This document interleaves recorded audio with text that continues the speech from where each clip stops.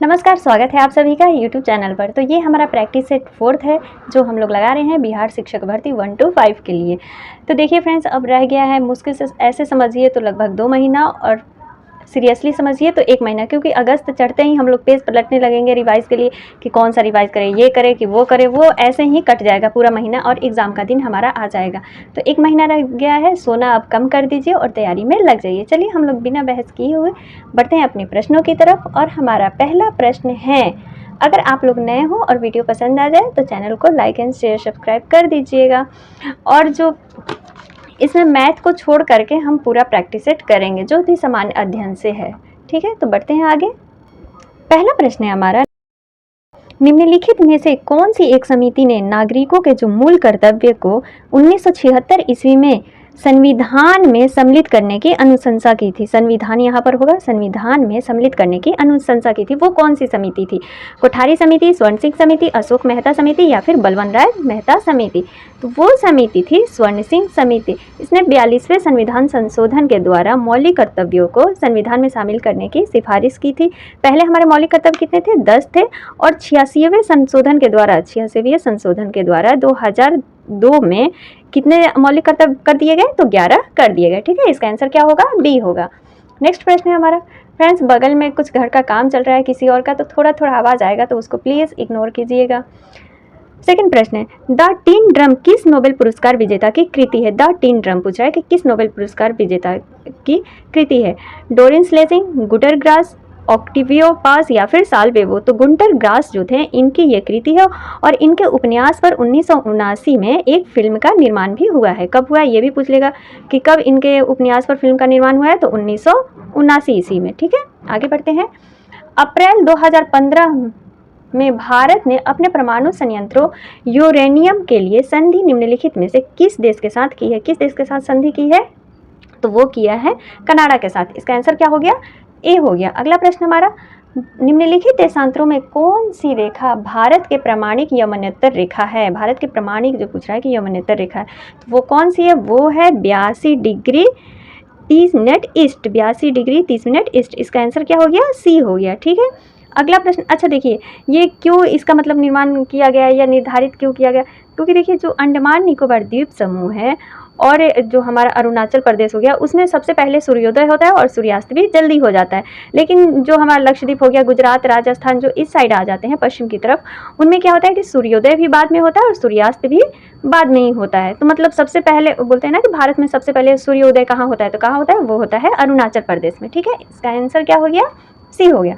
अगला प्रश्न हमारा, भारत में ब्रॉड गेज में 2 रेल पटरियों के बीच मानक दूरी क्या रखी जाती है? 2 रेल पटरियों के बीच पूछ रहा है कि मानक जो दूरी है वो क्या रखी जाती है? तो वो रखी जाती है 1.676। इसको 1676 मिलीमीटर भी लिख करके दे देगा। ठीक है, तो इसको आप ऐसे भी याद कर लीजिए, 1676 याद कर लीजिए। अगर वहाँ पॉइंट में दिया रहेगा तो पॉइंट को आंसर लगाना है और ऐसे दिया रहेगा तो इसको आंसर लगाना है। तो इसका आंसर क्या हो गया? सी हो गया। मिस वर्ल्ड प्रतियोगिता 2015 जो चीन में आयोजित हुई थी, मारिया लालगुना ने जीती थी, वो किस देश की थी? अच्छा, 2015 का जो प्रतियोगिता हुआ था मिस वर्ल्ड, मारिया लालगुना ने जीता था, वो किस देश की हैं? वे किस देश की हैं? वे हैं स्पेन की। इसका आंसर क्या हो गया? सी हो गया।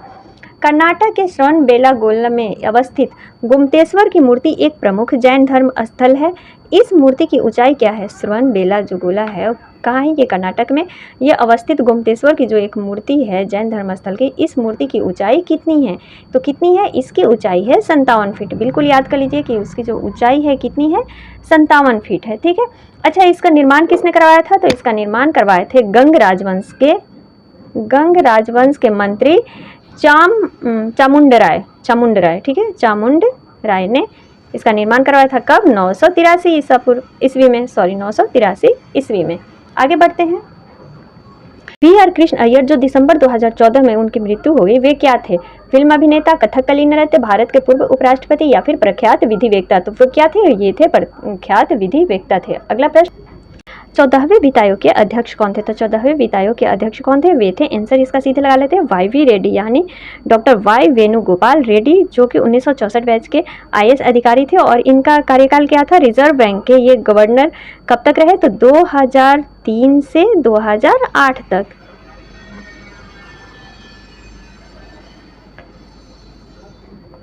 भारतीय उपमहाद्वीप का 7वां सबसे पुराना विश्वविद्यालय पटना कब स्थापित हुआ? अच्छा, भारतीय उपमहाद्वीप का 7वां सबसे पुराना विश्वविद्यालय पटना कब स्थापित हुआ था? 1986, 1912, 1900 ईस्वी या फिर 1917?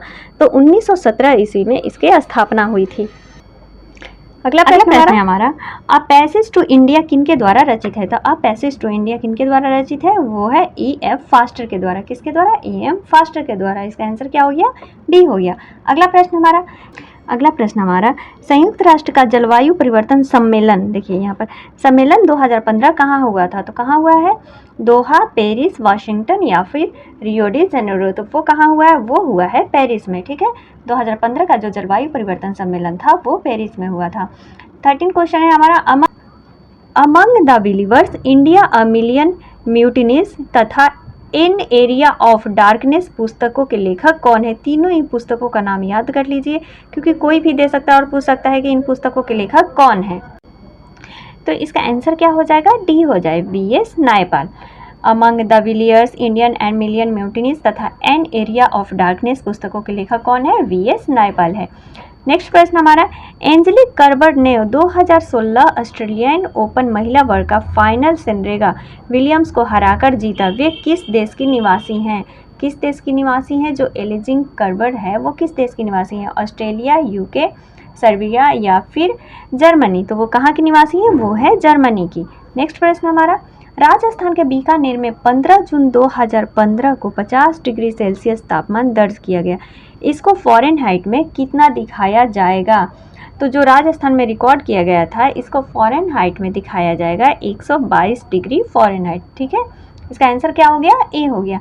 नेक्स्ट प्रश्न हमारा, national mirror development corporation of India की हीरे की खान कहाँ है? किसका? National mirror development of corporation of India की हीरे की जो खान है वो कहाँ है? तो कहाँ है? इसका आंसर क्या हो जाएगा? इसका आंसर हो जाएगा डी, पन्ना में। सीधे आंसर हम लोग लगाएंगे, पन्ना में है। फिल्म पाथेर पंचाली किनके द्वारा निर्देशित है? फिल्म जो पाथेर पंचाली है वो किसके द्वारा निर्देशित है? तो वो है सत्यजीत रॉय के द्वारा। इसका आंसर क्या हो गया?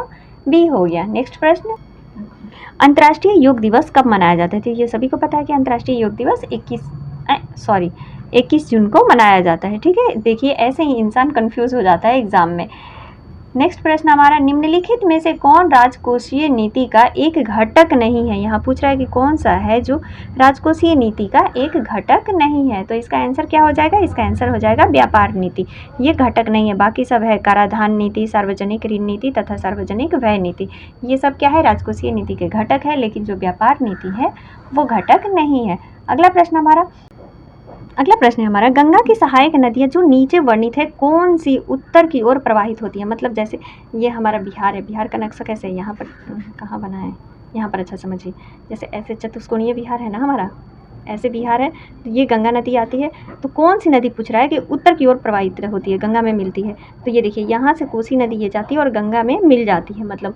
और सोन नदी जो है उत्तर की ओर प्रवाहित होने वाली सबसे बड़ी नदी है। ठीक है, और पटना के पास गंगा में मिल जाती है। ये बाकी सब जो नदियाँ हैं ये कहाँ से आती हैं? तो ये उत्तर से दक्षिण की तरफ मिलती हैं। ठीक है, जैसे कोसी, घाघर, गंडक हो गया। तो इस प्रकार से आपको इसमें समझ में आ गया होगा। तो इसका आंसर क्या होगा? सी होगा। नेक्स्ट प्रश्न हमारा, 35वें राष्ट्रीय खेल जिनका प्रतीक ग्रेट हॉर्नबिल था कहाँ आयोजित किए गए थे? जो 35वें राष्ट्रीय खेल जिनका प्रतीक चिन्ह क्या था? ग्रेट हॉर्नबिल था, कहाँ आयोजित किया गया था? केरल, गुजरात, असम या फिर झारखंड? तो वो कहाँ आयोजित किया गया था? वो किया गया था केरल में। इसका आंसर क्या हो गया? ए हो गया। नेक्स्ट प्रश्न हमारा, सर्वोच्च न्यायालय का न्यायाधीश अपना पद त्याग कर सकता है पत्र लिखकर? मतलब किसके पास वो पत्र लिख करके अपना पद का त्याग कर सकता है? मुख्य न्यायाधीश को, राष्ट्रपति को, प्रधानमंत्री को या फिर वित्त मंत्री को? तो किसको लिख करके त्याग कर सकता है? वो राष्ट्रपति को पत्र लिख करके अपना त्याग पत्र दे सकता है। तो इसका आंसर क्या हो गया? बी हो गया। सर्वोच्च न्यायालय का याद रखना है कि सर्वोच्च न्यायालय का जो न्यायाधीश है अपना पद का त्याग पत्र राष्ट्रपति को पत्र लिख करके कर सकता है। नेक्स्ट प्रश्न हमारा, निम्नांकित में से सूर्योदय सबसे पहले कहाँ होगा? देखिए कहाँ होगा? न्यूयॉर्क, हांगकांग, नई दिल्ली या फिर टोक्यो? तो निम्नांकित में से सबसे पहले सूर्योदय कहाँ होता है? तो वो होता है टोक्यो में, यानी जापान में। जापान में सूर्योदय सबसे पहला होता है, इसीलिए जापान को क्या कहा जाता है? उगते सूरज की भूमि भी जापान को कहा जाता है। ये भी प्रश्न याद रखिए कि उगते सूरज की भूमि किसे कहा जाता है, किस देश को कहा जाता है? तो वो कहा जाता है जापान को। नेक्स्ट प्रश्न हमारा, मशहूर पेंटिंग हंस दमयंती के चित्रकार कौन थे? मशहूर पेंटिंग हंस दमयंती के चित्रकार कौन थे? तो कौन थे, इसका आंसर क्या हो जाएगा? इसका आंसर हो जाएगा रवि वर्मा। ठीक है, आंसर क्या हो गया? रवि वर्मा। अगला प्रश्न हमारा, निम्नलिखित पुस्तकों में से कौन सी पुस्तक फणीश्वर नाथ रेणु द्वारा रचित है?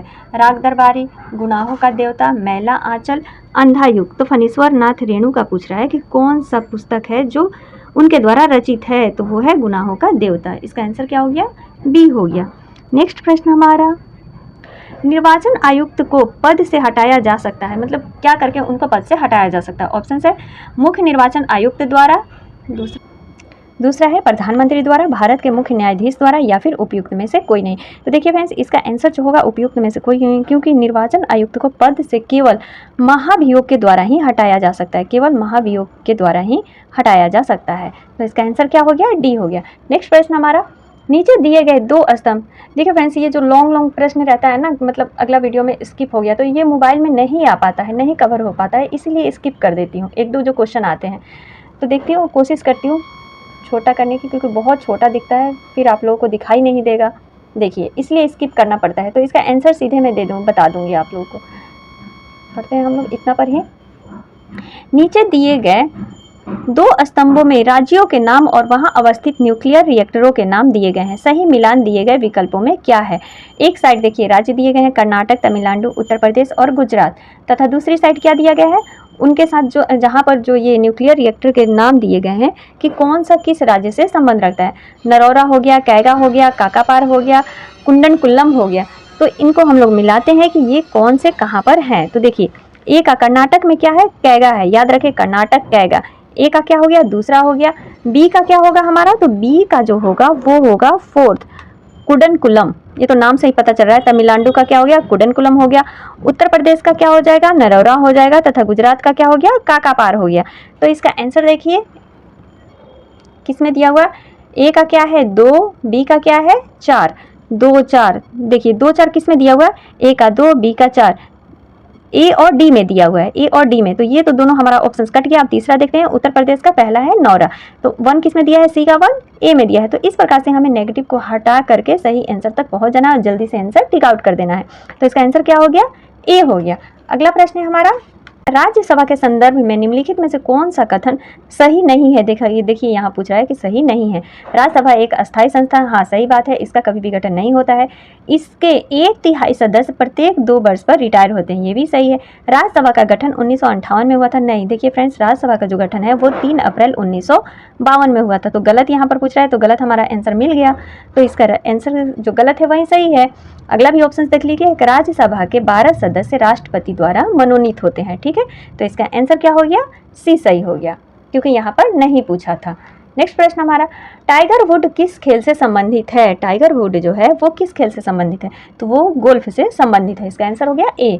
नेक्स्ट प्रश्न, ब्राजील में नवजात शिशुओं में पाए गए माइक्रोसेफली या लघु शिशुता के लक्षणों का क्या कारण है? ब्राजील में ये पाया गया है जो नवजात शिशु होते हैं उनमें। तो इसका कारण क्या है? इसका कारण है जीका वायरस। इसका आंसर क्या है? ए। नेक्स्ट प्रश्न, जोआकिन गुज़मैन उर्फ अल चापो गुज़मैन है एक क्या है? अल चापो गुज़मैन एक क्या है?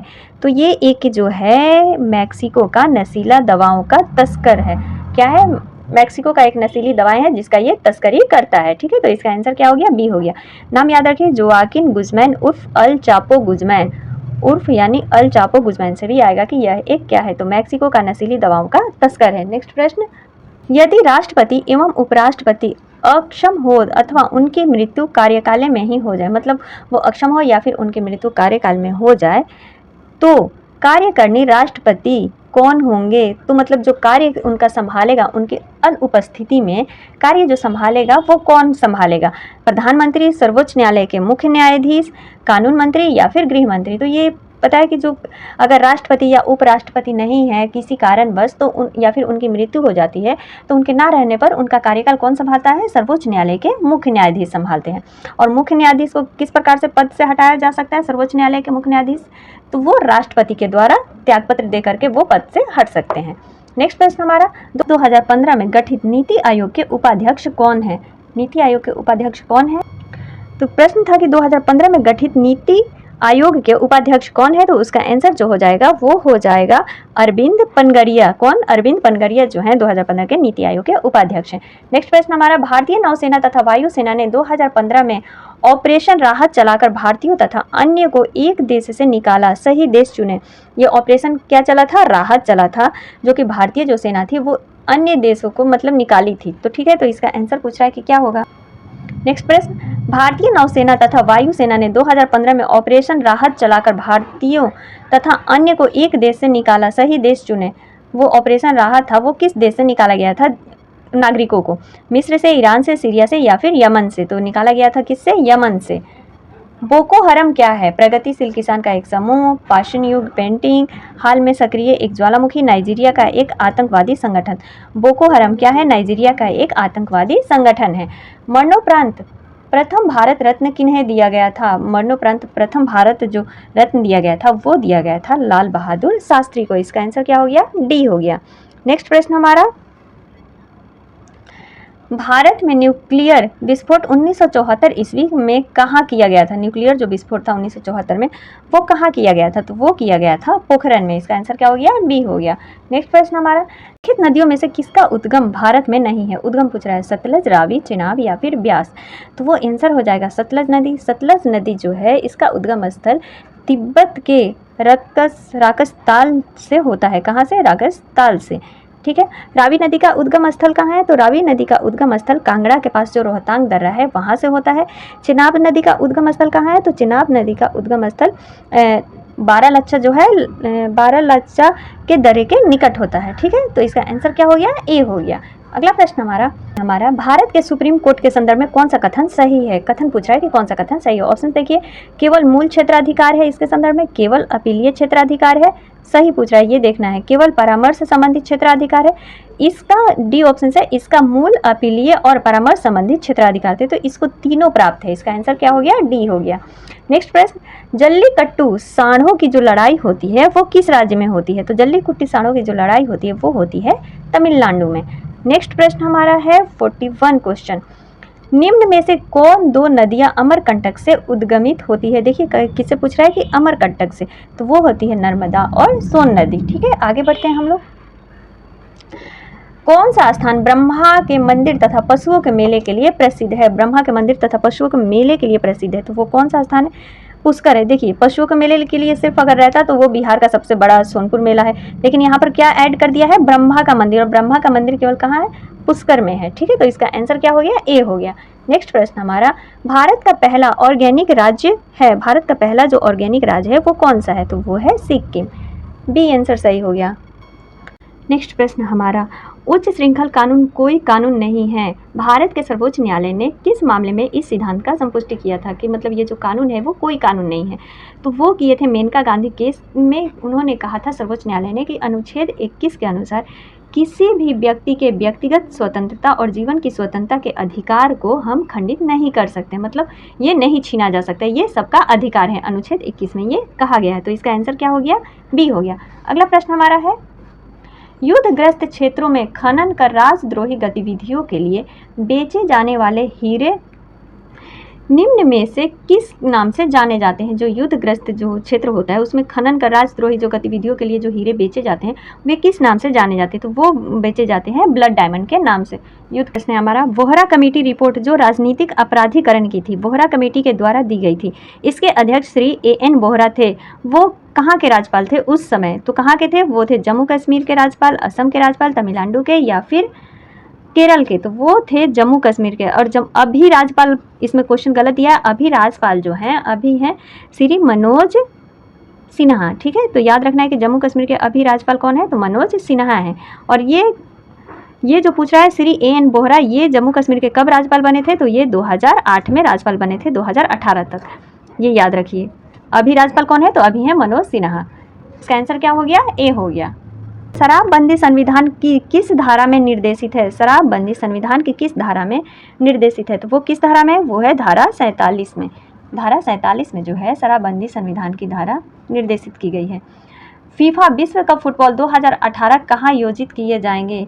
ये देखिए, ये करेंट अफेयर्स का है, 2018 का है, तो इसको हम लोग स्किप कर सकते हैं। अगर आप लोग जानना चाहते हैं कि 2018 आयोजित कहाँ किया गया था, नेक्स्ट प्रश्न, फीफा विश्व कप फुटबॉल 2018 कहाँ आयोजित किया गया? देखिए ये 2000 का करंट अफेयर 2018 का, तो वो किया गया था रूस में, तो इसको हम लोग स्किप भी कर सकते हैं। तो इस प्रकार से 1-2 क्वेश्चन स्किप कर दें, तो प्लीज़ इसमें घबराना नहीं है। भू स्थिर उपग्रह किस दिशा में घूमता है? भू स्थिर जो उपग्रह है वो किस दिशा में घूमता है? तो वो घूमता है पश्चिम से पूरब दिशा में। ठीक है, इसका आंसर क्या हो गया?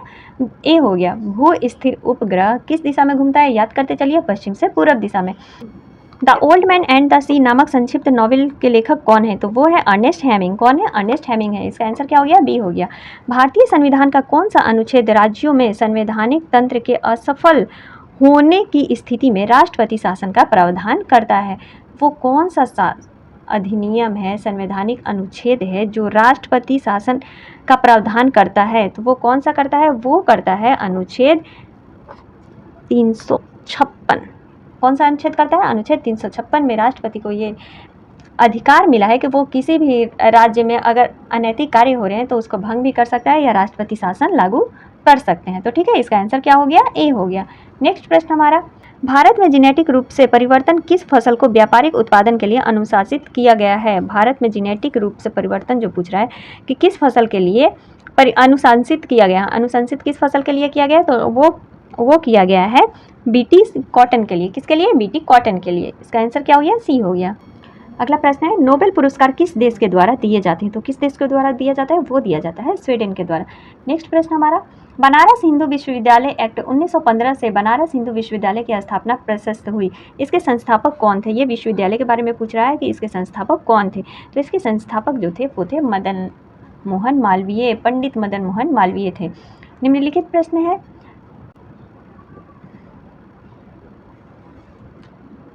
देखिए अब यहाँ पर फिर से आ गया सूची वाला जो कि मोबाइल में कवर नहीं हो पाता है, तो इसको ऐसे ही तोड़ तोड़ के पढ़ते हैं। निम्नलिखित में 2 कॉलम दिए गए हैं। देखिए, बांदीपुर नेशनल पार्क कहाँ स्थित है? Buxa tiger reserve bank, mount Abu wild Bengal या फिर पेंच नेशनल पार्क, ये कहाँ है?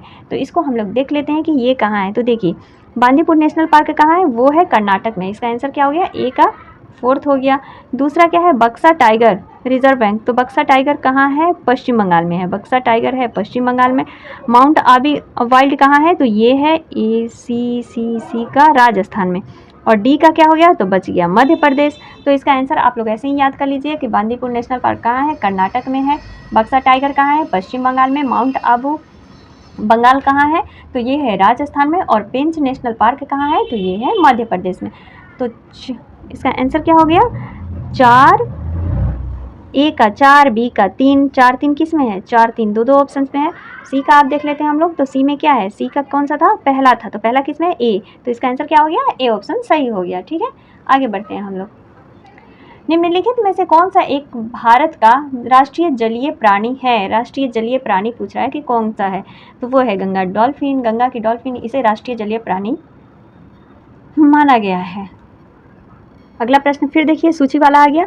एक में दिया है खाद्य उत्पादन और दूसरे में उनसे जुड़े क्रांति दी हुई। खाद्य उत्पादन में वृद्धि, दुग्ध उत्पादन, मत्स्य उत्पादन या फिर उर्वरक। मतलब अब दूध उत्पादन को कौन सी क्रांति? तो श्वेत क्रांति, नील क्रांति, हरित क्रांति और भूरी क्रांति किसे कहा जाता है?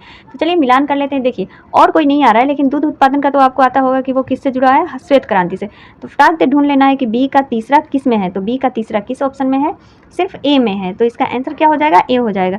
लगा लेते हैं। खाद्य उत्पादन वृद्धि, हरित क्रांति, मत्स्य उत्पादन को क्या कहते हैं? तो वो कहते हैं नील क्रांति, और उर्वरक को भूरी क्रांति। ठीक है, तो इसका आंसर क्या हो गया? ए हो गया।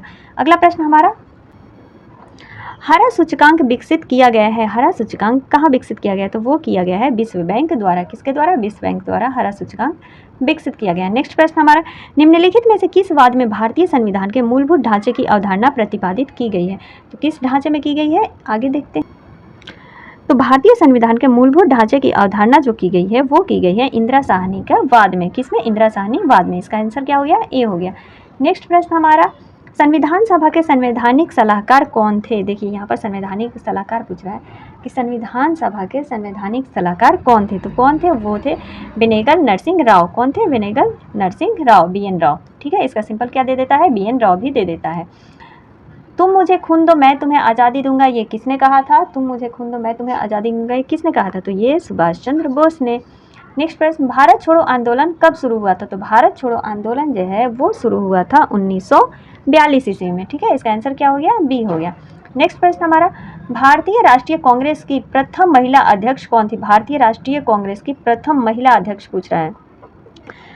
तो भारतीय राष्ट्रीय कांग्रेस की प्रथम महिला अध्यक्ष कौन थी? एनी बेसेंट थी। अगर भारतीय करके पूछते कि भारतीय प्रथम महिला कौन थी, यहाँ पर सिर्फ प्रथम पूछा, अगर भारतीय यहाँ पर लगा देता कि भारतीय राष्ट्रीय कांग्रेस की भारतीय प्रथम महिला अध्यक्ष कौन थी, तो वो हो जाती सरोजनी नायडू। लेकिन यहाँ पर सिर्फ पूछ रहा है कि प्रथम महिला अध्यक्ष कौन थी, तो एनी बेसेंट थी। ठीक है, इसका आंसर क्या हो गया? सी हो गया। नेक्स्ट प्रश्न हमारा, हिंद स्वराज किसने लिखा है? हिंद स्वराज किसने लिखा है? तो वो लिखे हैं महात्मा गांधी ने। हिंद लिखे हैं महात्मा गांधी। महात्मा गांधी की अनेकों पत्रिकाएं जैसे यंग हो गया, नवजीवन हो गया, यंग इंडिया हो गया, ये सब किसकी है? महात्मा गांधी की ही है। या फिर माई एक्सपेरिमेंट विद ट्रूथ, ये भी महात्मा गांधी द्वारा ही रचित है। नेक्स्ट प्रश्न हमारा, दांडी मार्च कहाँ से प्रारंभ हुआ था? तो दांडी मार्च कहाँ से प्रारंभ हुआ था? ये सभी को पता होगा, अहमदाबाद से। नेक्स्ट प्रश्न हमारा, माई एक्सपेरिमेंट विद ट्रूथ के लेखक कौन है? तो कौन है? अभी अभी बताई थी, महात्मा गांधी। अगला, स्वराज मेरा जन्मसिद्ध अधिकार है और मैं इसे लेकर रहूँगा। देखिए, इससे ये पता चलता है कि हमें कथन भी सारे याद करने होंगे। तो स्वराज मेरा जन्मसिद्ध अधिकार है और मैं इसे लेकर रहूँगा, यह किसने कहा है? बाल गंगाधर तिलक ने कहा है। नेक्स्ट प्रश्न हमारा, जब भारत को आज़ादी मिली तब इंग्लैंड का प्रधानमंत्री कौन था? जब भारत को आज़ादी मिली तब इंग्लैंड का प्रधानमंत्री कौन था? तो क्लीमेंट एटली था। ठीक है, इसका आंसर क्या हो गया? बी हो गया, क्लीमेंट एटली। अगला प्रश्न है, स्वतंत्र भारत का अंतिम गवर्नर जनरल कौन था? तो अंतिम गवर्नर जनरल कौन था? वो था सी राजगोपालाचारी। ठीक है, इसका आंसर क्या है? ए हो गया। नेक्स्ट प्रश्न हमारा, भारतीय राष्ट्रीय कांग्रेस की स्थापना किसने की थी? किसने की थी? वो किए थे ए.ओ. ह्यूम ने। भारतीय राष्ट्रीय कांग्रेस की स्थापना किसने की थी? तो ए.ओ. ह्यूम ने। कब हुआ था? तो 1885 ईस्वी में। अच्छा, ये भी पूछता है कि ये एक सेवानिवृत्त अंग्रेज प्रशासक थे। ठीक है, तो सेवानिवृत्त याद रखिए कि ये किस प्रकार के प्रशासक थे? तो सेवानिवृत्त अंग्रेज प्रशासक थे। नेक्स्ट प्रश्न हमारा आ गया, ये आ गया हमारा पर्यावरण से संबंधित प्रश्न। तो मैं सोच रही थी कि पर्यावरण के सारे प्रश्न एक वीडियो में हम लोग इंक्लूड कर ले, जितने जैसे 4 से 5 वीडियो करें और फिर पाँचों वीडियो में जितने भी पर्यावरण के प्रश्न पूछे जा रहे हैं उनको एक वीडियो में इंक्लूड किया जाए, जिससे कि पर्यावरण से हमारे सारे कॉन्सेप्ट क्लियर हो जाए। तो आप लोग बताइएगा कि पर्यावरण के सारे प्रश्न मतलब 80 क्वेश्चन में इसी में सामान्य अध्ययन के सारे करवाऊँ या फिर पर्यावरण के अलग से एक वीडियो बना दूँ। 4-5 वीडियो बना करके फिर उनमें जो पर्यावरण का छूट जा रहा है उसको एक वीडियो में इंक्लूड कर दिया जाए। तो आज के लिए बस इतना ही रखते हैं, मिलते हैं अगले वीडियो में, तब तक के लिए धन्यवाद।